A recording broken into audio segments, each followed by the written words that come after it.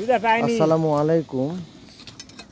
এই এপিসোডে আপনাদেরকে দেখাচ্ছি কিভাবে ইট হয়ে গেলে আগুন ওই জায়গাটাতে বন্ধ করে দেওয়া হয় বা এই মুখগুলো সরিয়ে চেঞ্জ করে দেওয়া হয়। দেখেন আপনারা খুব সুন্দরভাবে জিনিসটা লক্ষ্য করেন। জাস্ট একটা ইট দিল, রাবিশ দিলেন, ভরে গেলেন।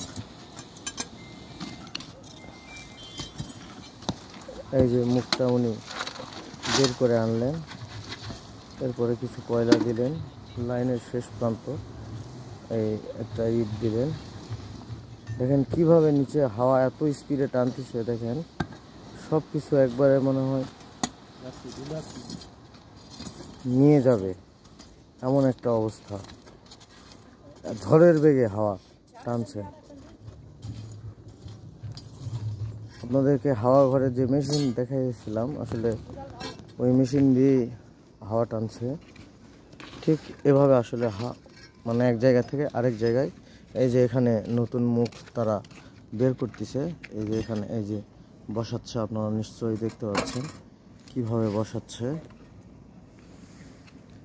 আপনারা খুব স্পষ্ট সহকারে এটা দেখতে পাবেন। এখানে নতুন মুখ তারা বসাচ্ছে।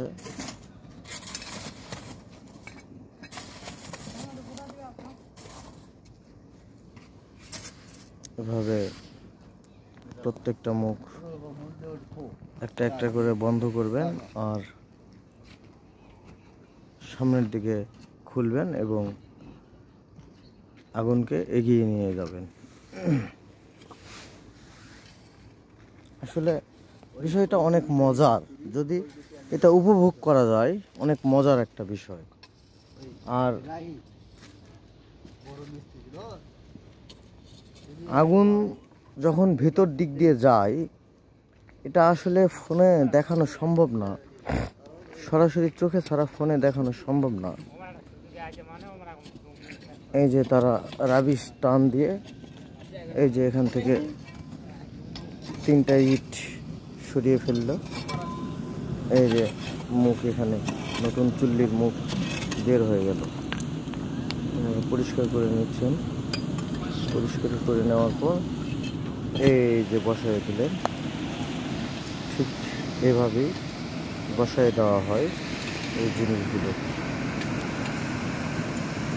দেখুন কতটা মানে অ্যাকুরেট করে কাজটা করতে হয়, যাতে কোনো দিক দিয়ে হাওয়া পাস না হয়, কোনো ভুলভ্রান্তি যেন না হয়। Like as a regulator of fan, একটা ফ্যানের রেগুলেটরের মতো এই হাওয়া ইটভাটার সিস্টেম। আর একটা মুখ বের করতেছেন। এখানে একই ব্যাপার, 3টা ইট দিয়ে ঢাকা ছিল।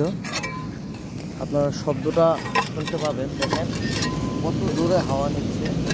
আশা করি আপনারা সাউন্ডটা পাচ্ছেন।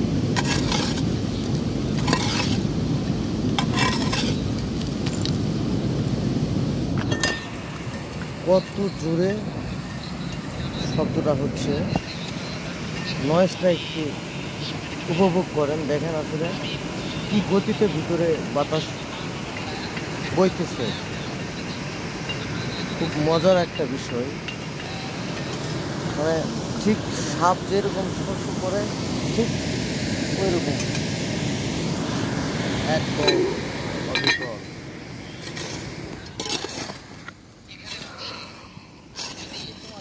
তো এভাবেই আসলে একটা থেকে আরেকটা মুখ চেঞ্জ করা হয়, ও পাশে বন্ধ করা হয় এবং এ পাশে নতুন মুখ খোলা হয়।